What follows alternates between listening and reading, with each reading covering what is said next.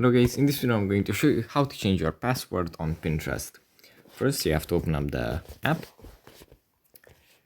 Here it opens up in the home menu where we have some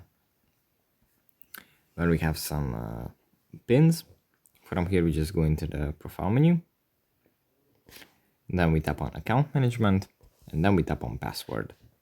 And here we can add our new password, type it in 2 times, and then just tap on done, and that's pretty much it. That's basically how you change it. You can change it as many times as you want to, but yeah. Thanks for watching, and I will see you in the next one.